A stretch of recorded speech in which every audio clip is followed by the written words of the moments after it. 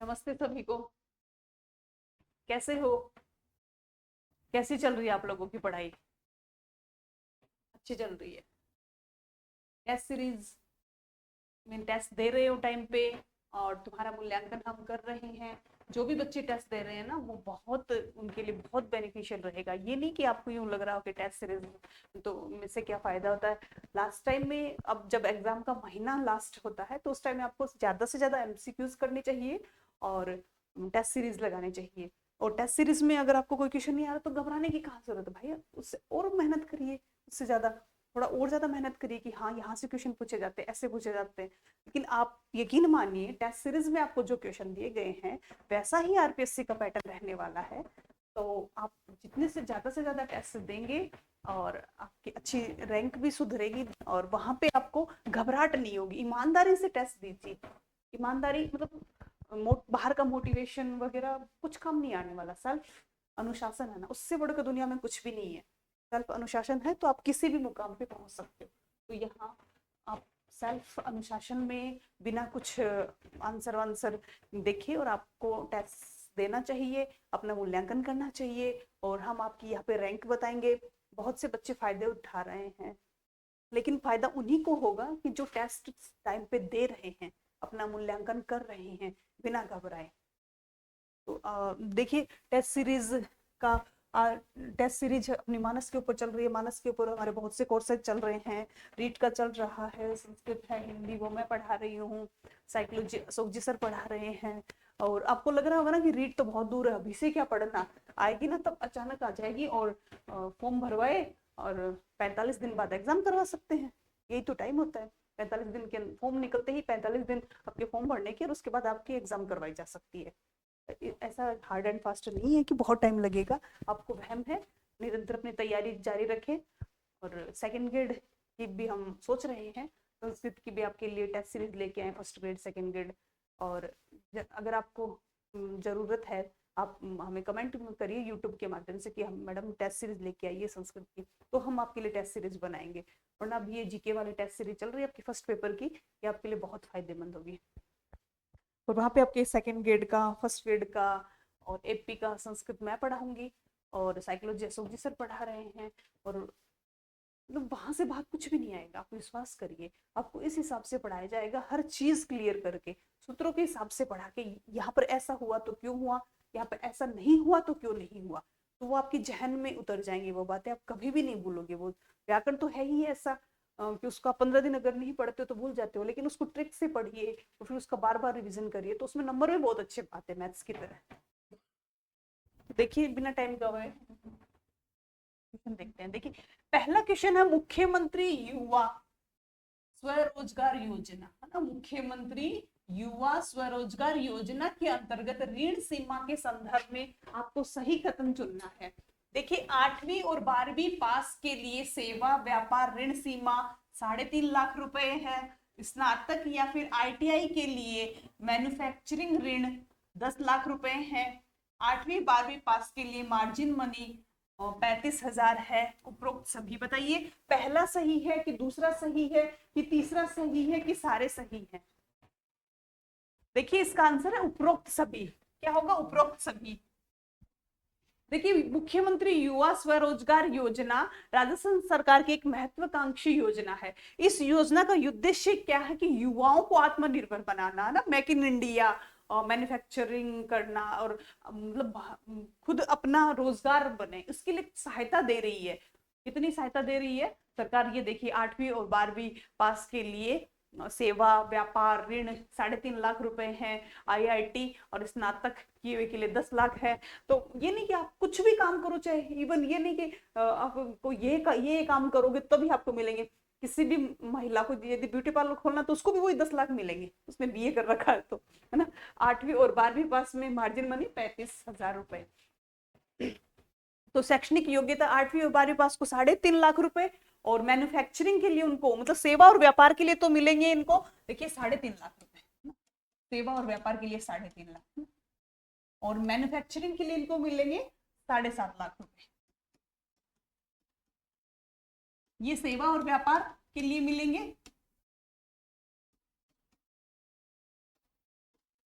और ये किसके लिए मिलेंगे आपको? 7.5 मैन्युफैक्चरिंग के लिए। ये फर्स्ट है 8वीं और 12वीं पास वालों की।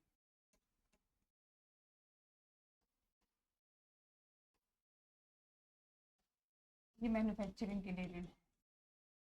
फिर दूसरा है स्नातक और आईआईटी वालों को, इनको मिलेंगे 5 लाख रुपए। 5 लाख के तो व्यापार और सेवा के लिए, इनको व्यापार और सेवा के लिए 5 लाख मिलेंगे, मैन्युफैक्चरिंग के लिए 10 लाख मिलेंगे। 5 लाख। और मैन्युफैक्चरिंग के लिए इनको 10 लाख रुपए।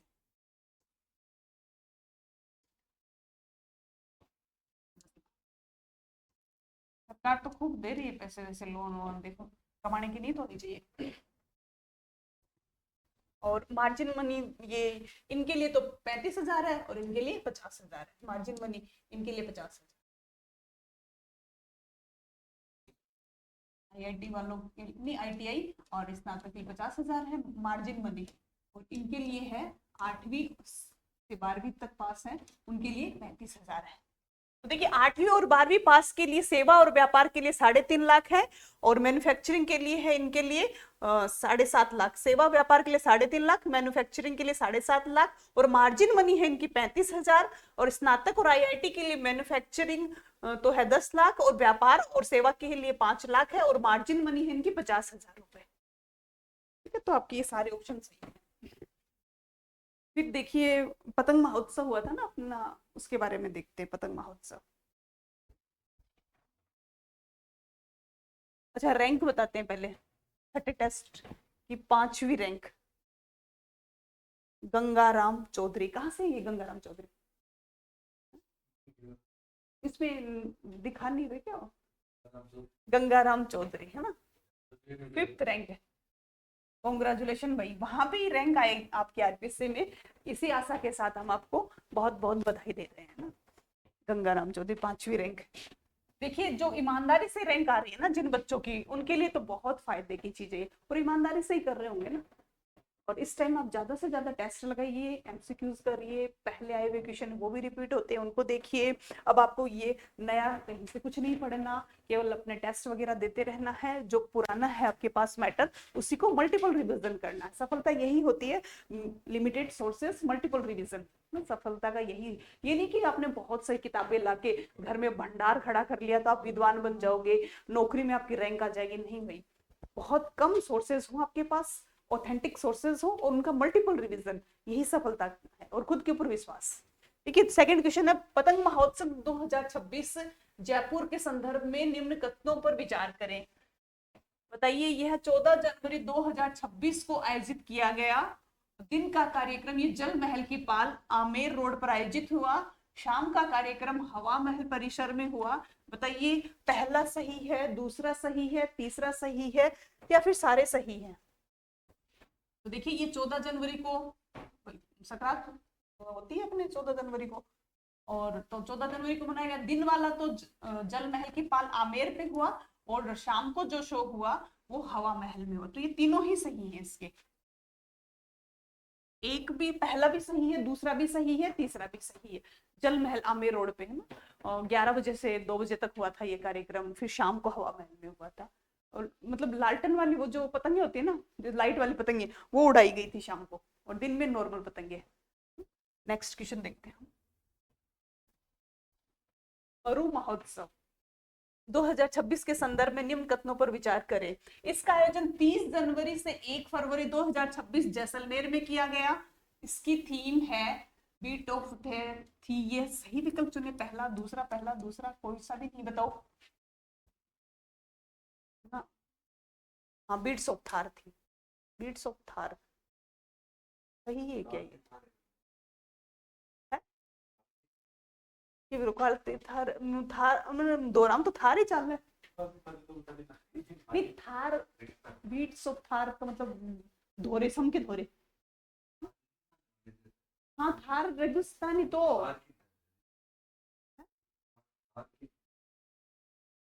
धड़कने।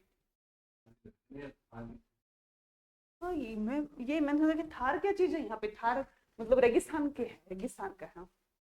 बढ़िया है थीम तो। देखो ये दोनों ही सही है, पहला और दूसरा दोनों ही सही है। इसका आयोजन 30 जनवरी से 1 फरवरी जैसलमेर में हुआ। और बीट्स ऑफ थार, थार का मतलब रेगिस्तान से है यहाँ पे, है ना। वो थार जो समझते हो ना, आजकल लिए घूमते हैं, जिनके माँ बाप के पास थोड़े बहुत पैसे वैसे, उनके बच्चे मौज कर रहे हैं, थार लिए घूम रहे हैं ब्लैक वाली, वो नहीं है। तो मैं भी कंफ्यूज में हो गई, बीट्स ऑफ थार का मतलब क्या है यहाँ पे। थार का मतलब है रेगिस्तान, है ना। जैसलमेर की विश्व प्रसिद्ध मरु महोत्सव, है ना, डेजर्ट फेस्टिवल जो होता है ना, जो होता ही हमेशा जैसलमेर में ही होता है डेजर्ट फेस्टिवल। और पतंग महोत्सव लगभग अपने जयपुर में ही होता है। और मरु महोत्सव होता है बीकानेर में होता है, ऊंट महोत्सव बीकानेर में होता है। तो 30 जनवरी से 1 फरवरी 2026 को आयोजित किया गया। और वो कौन सा था, 47वें नंबर का था ये। कौन से नंबर के, 47वें नंबर का था, 47वें नंबर का था। और इसकी थीम ये है कि मतलब रेगिस्तान, थार का रेगिस्तान। अब देखिए, मानस ऐप डाउनलोड करें ज्यादा से ज्यादा, और वहां पे सेकंड ग्रेड की कोर्स चल रहा है आपका संस्कृत का, फर्स्ट ग्रेड का कोर्स चल रहा है आपका संस्कृत का, रीड का कोर्स चल रहा है आपका संस्कृत का।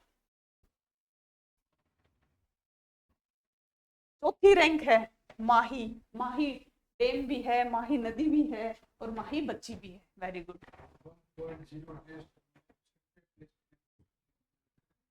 छठे टेस्ट के रिजल्ट है, 1.0 टेस्ट सीरीज के, छठे टेस्ट के। और उसमें ये गंगाराम जी के बाद ये माही बच्ची।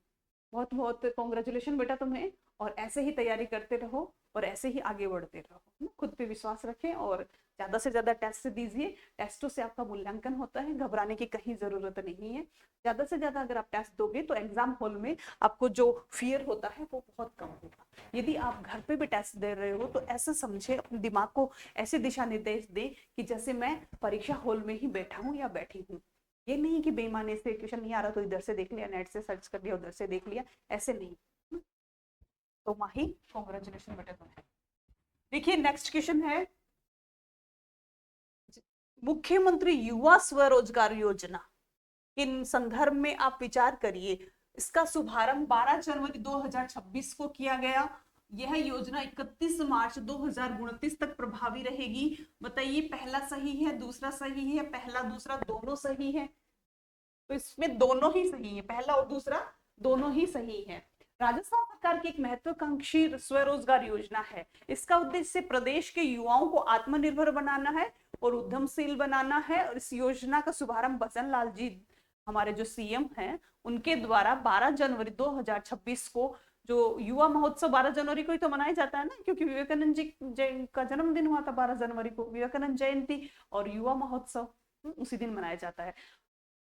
योजना की अधिसूचना जारी की थी 31 मार्च 2029 तक प्रभावी रहेगी ये।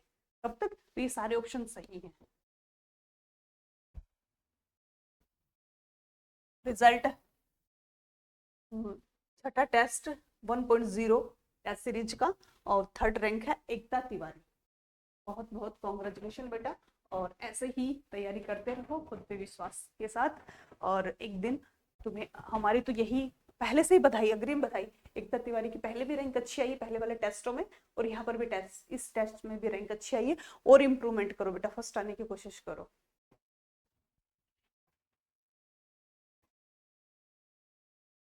देखिए राष्ट्रीय मतदाता दिवस आपको पता ही होगा कब मनाया जाता है, बताओ।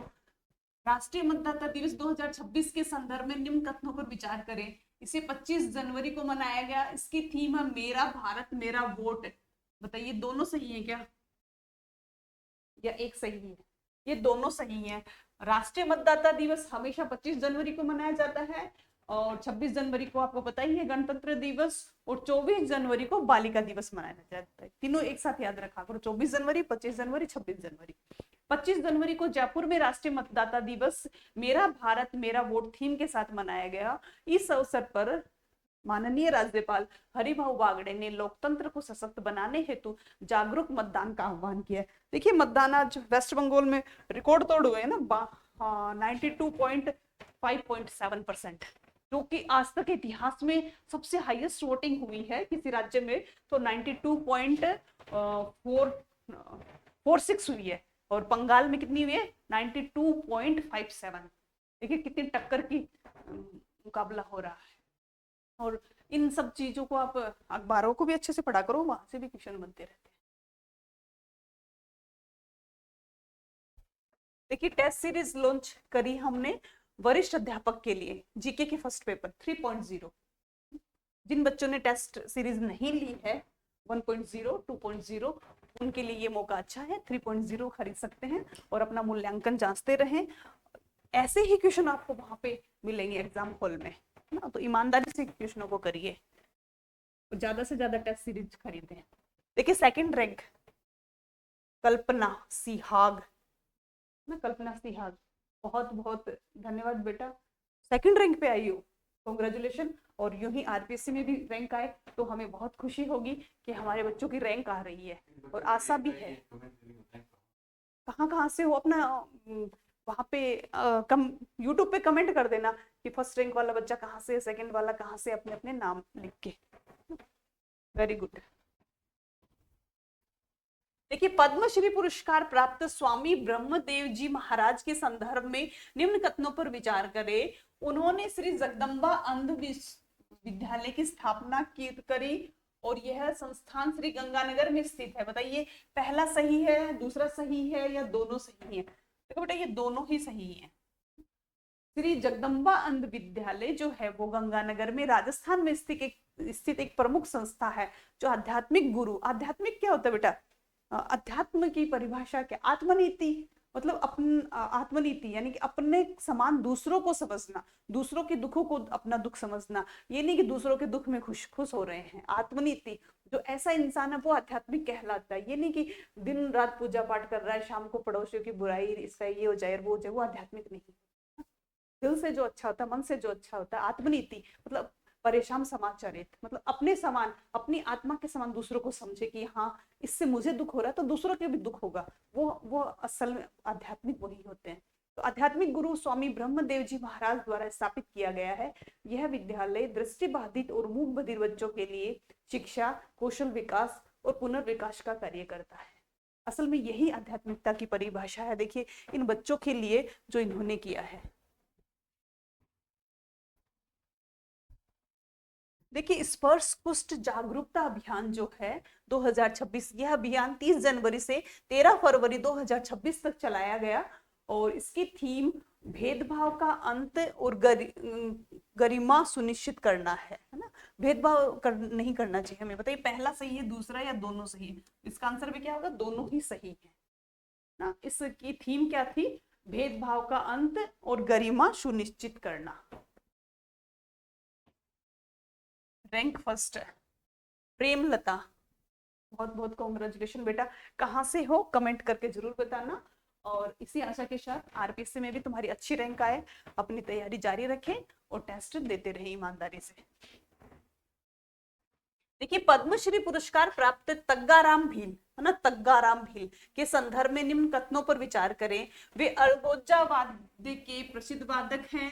वे जैसलमेर के मूल सागर गांव में निवासी हैं। बताइए इनमें से कौन से विकल्प सही है? पहला दूसरा दोनों, बताइए। तो इसके दोनों सही है, पहला और दूसरा। तग्गाराम याद रखना। देखिए बेटा, और कर्णा भील, ये भी तो जैसलमेर के हैं ना, कर्णा भील, अलगोजा वादक, शहनाई वादक, अलगोजा वादक। तो तग्गाराम भील, अलगोजा वादक तग्गाराम भील। तग्गाराम भील राजस्थान के पारंपरिक जो वाद्य यंत्र है हमारा अलगोजा। अलगोजा क्या होता है बेटा? उसमें दो बांसुरी सी होते हैं, फूक से बजाया जाता है, सुशील वाद्य यंत्र ही अलगोजा। वे न केवल इसे बजाने में निपुण है बल्कि स्वयं अपने हाथों से अलगोजा और मटका, घड़ा जैसे वाद्य यंत्र खुद भी बनाते हैं ना। बजाने में नहीं, बनाते भी खुद हैं। वे जैसलमेर के पास एक सूर मतलब मूल सागर गांव है, वहां के हैं। और वो क्या करते हैं? चरवाहे और मतलब ये किसी मजदूरी का काम करना, ये काम करते थे। और करते करते उन्होंने अलगोजा बनाना, अलगोजा बजाना, अपनी इस कला को जीवित रखा। तो मतलब अपनी इस कला के बल पे वो कहाँ कहाँ नहीं गए। फ्रांस में, रूस में, जापान, अमेरिका, बहुत से 15 देशों में उन्होंने भारतीय लोक संगीत का प्रतिनिधित्व किया। इसीलिए आज उनको पद्मश्री पुरस्कार से नवाजा गया है। देखिए पिछड़ी जातियां, कलाकार नई पीढ़ियों के लुप्त होती जा रही हैं, लेकिन कुछ ऐसे लोग हैं जो कलाओं को लुप्त नहीं होने दे रहे, तग्गाराम जैसे ऐसे लोग।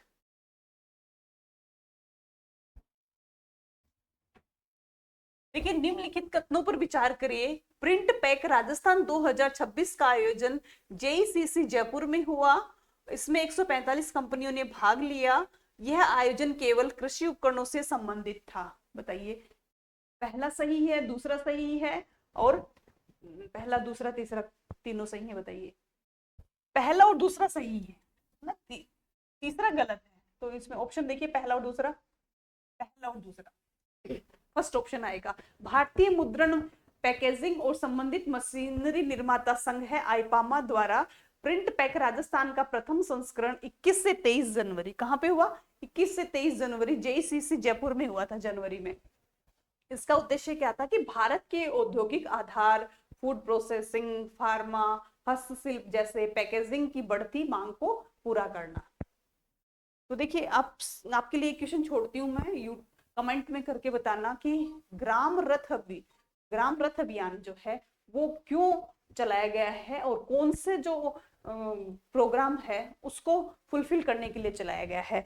और एक जो देखो बेरोजगारी भत्ता मिलता है ना, पहले अक्षत योजना थी, अब वो उसका नाम चेंज कर दिया मुख्यमंत्री, युवा संबल योजना। तो उसके अंदर पहले 18 साल थी आयु, अब कितनी कर दी? कोई भी बच्चा यूट्यूब पे कमेंट करके बताएगा। आपके लिए क्वेश्चन छोड़े ये दो। देखिए, निम्नलिखित कथनों पर विचार कीजिए। कोटा महोत्सव 2026 का आयोजन 21-22 फरवरी 2026 को किया गया। इसके प्रमुख कार्यक्रम चंबल रिवर फ्रंट, किशोर सागर झील, दशहरा मेल में आयोजित हुआ। दशहरा मैदान में, सॉरी, चंबल महा आरती में 500 दीपकों का उपयोग किया गया। बताइए, पहला सही है, पहला, दूसरा, तीसरा, बताइए कौन कौन से सही है? इसमें पहला और दूसरा बस दो ही सही। कोटा महोत्सव 2026 का आयोजन कब किया गया? 21-22 फरवरी 2026 शिक्षा नगरी में किया गया। महोत्सव के मुख्य कार्यक्रम के अंदर चंबल रिवर फ्रंट, किशोर सागर झील और दशहरा मेला, दशहरा मैदान जो है ना, कोटा का दशहरा बहुत प्रसिद्ध है, वहां पे आयोजित किया गया। रिवर फ्रंट के पश्चिम घाट पर 2100 दीपकों की चंबल माता की मतलब वो करी थी, आरती करी थी चंबल नदी की। 2100 दीपों से करी थी, ना कि 500 दीपों से। प्रकार आप अपना मूल्यांकन करते हैं टेस्ट सीरीज के माध्यम से। और 2-3 क्वेश्चन आप यूट्यूब पे कमेंट करके बताएंगे कि मिस राजस्थान कौन है, मिसेज राजस्थान किसको चुना गया है, मिस राजस्थान किसको चुना गया है, और मुख्यमंत्री युवा संबल में कितनी उम्र कर दी गई है। पहले 18 साल तक के 18 साल का जो बच्चा हो जाता उसको मुख्यमंत्री भत्ता मिलना शुरू हो जाता ना, बेरोजगारी भत्ता, और वो बढ़ा दी गई है या फिर कम कर दी गई है, वो बताइए। हाईएस्ट सीमा तो मैं बता देती हूँ तुम्हें, जनरल के लिए 30 साल है, और SC ST OBC और महिला और जो ट्रांसजेंडर है उनके लिए है 35 साल। लेकिन जो 18 साल थी ना उसको चेंज किया है अभी रिसेंटली, कल परसों 2-4 दिन पहले। तो वो आप कमेंट करके बताएं। आज के लिए इतना ही काफी। आगे की नेक्स्ट क्लास के अंदर हम सॉल्यूशन लेके आएंगे आपके लिए। और जिन बच्चों की रैंक आई है उनको बहुत बहुत बधाई, और ऐसे ही तैयारी करते रहें और अपने आप को जांचते रहें टेस्ट के माध्यम से। टेस्ट में अगर किसी बच्चे की रैंक भी नहीं भी आई है ना तो घबराने की जरूरत नहीं है, लेकिन टेस्ट तो ईमानदारी से दें कम से कम। जितना ज्यादा टेस्ट दोगे ना आप ईमानदारी से, तो वहां पे जो परीक्षा का फोबिया होता है ना, डर होता है, वो नहीं रहेगा। तो टेस्ट से बहुत फायदा है। मानस ऐप डाउनलोड करें और वहां पे आपको टेस्ट सीरीज मिलेगी, और इतनी मिनिमम मतलब रेट में है, नो लॉस नो प्रॉफिट पे काम कर रहा है मानस ऐप आपके लिए। आप, क्योंकि ऐप आपका ही है ना। कुछ बच्चों के कमेंट्स आए थे कि मैडम जी ऐप हमारा ही है तो फीस क्यों? फीस इतनी ही है बेटा कि जैसे स्टूडियो का थोड़ा बहुत खर्चा चल जाए, लाइट का बिल पे हो जाए और एक कंप्यूटर का काम, बस इतनी फीस है, बहुत कम फीस है। तो अपन जिन बच्चों की रैंक नहीं आई है वो भी ना घबराएं, और जिनकी आई है वो भी तैयारी करते रहें। बहुत बहुत धन्यवाद आज के लिए। नेक्स्ट क्लास में हम फिर मिलते हैं आपसे।